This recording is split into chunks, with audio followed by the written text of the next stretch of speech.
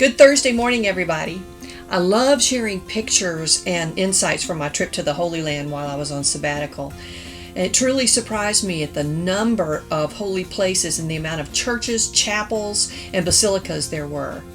When Constantine was ruler of Rome from 306 to 337, he made Christianity the dominant religion of the Roman Empire, and he and his mother Helena visited the Holy Land and built churches, setting each holy site apart as a place for pilgrims to journey and worship. Everywhere you turn, there's a holy site. It was very humbling to me to be in all the places that the Christian world holds dear.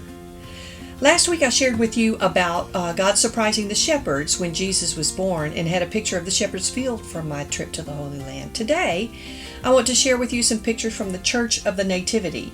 I got this one off the internet because the one I had wasn't near as good of a picture. A little history of this church may be helpful here. According to the agreement known as the status quo, there are three churches that own the Church of the Nativity. The Greek Orthodox owns the middle part. The Armenian Chapel of the King refers to the wise men, and it is on the left side as you go into the basilica, and the Roman Catholic is to the right, and they each have their own different crosses. This is the Greek Orthodox cross that I bought while I was there.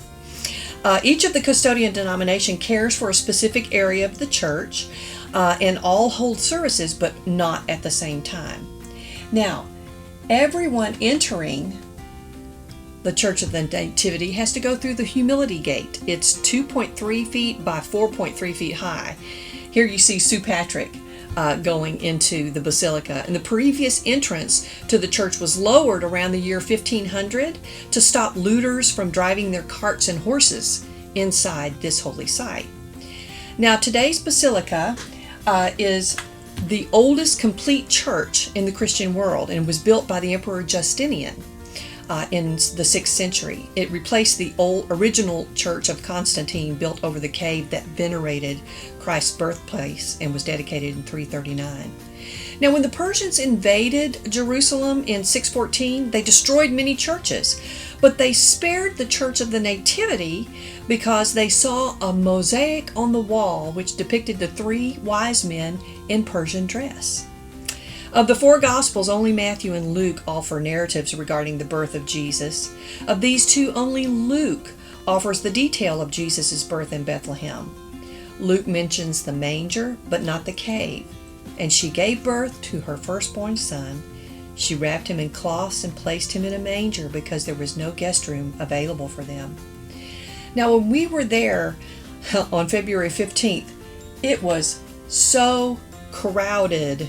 It was difficult to see everything. We didn't get to see the actual cave or the grotto where Jesus was born. The line was entirely too long. I got this picture off the internet. This is the cave.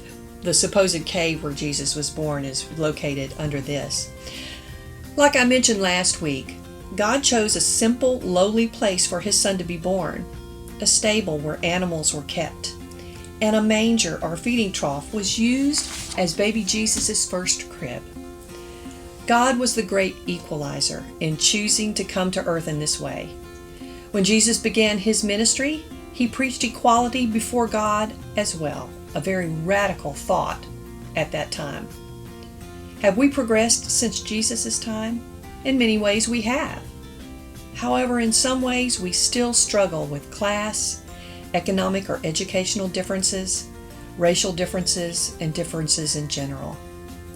One of the reasons I love working with children is that they don't pay much attention to the inequality between people until they're older. People are people to them. It doesn't appear that children learn the differences in people until they're taught this. I saw this cute video on YouTube of a toddler who was an African American toddler who's with her mom at some sort of a music venue, and she's going around from person to person hugging people, young and old, strangers. She didn't know who they were. She just wanted to share her hugs. The video ends with her finding a toddler about her same age, and they embrace.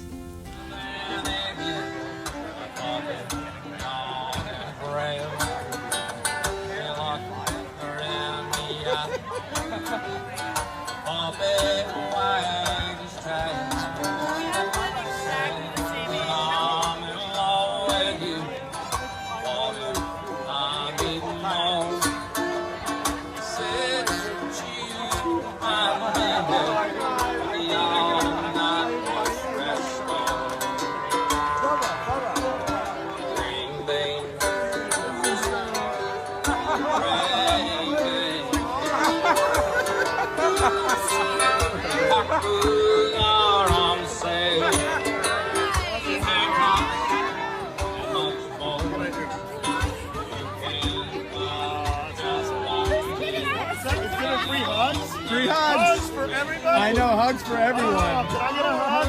I want a hug. Hi, beautiful. Thank you for the hug. It's good to see you. It's real. You can pull on it. It's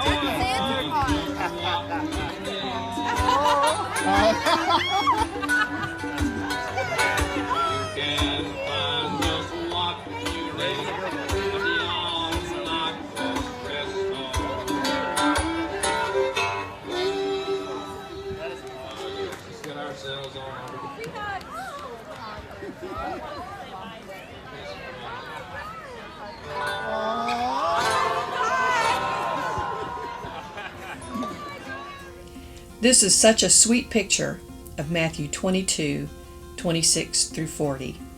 It's easier to teach children about the things Jesus taught, like the greatest commandment. Love the Lord your God with all your heart, with all your soul, and with all your mind. This is the first and greatest commandment.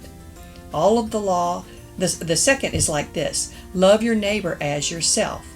All of the law and the prophets hang on these two commandments.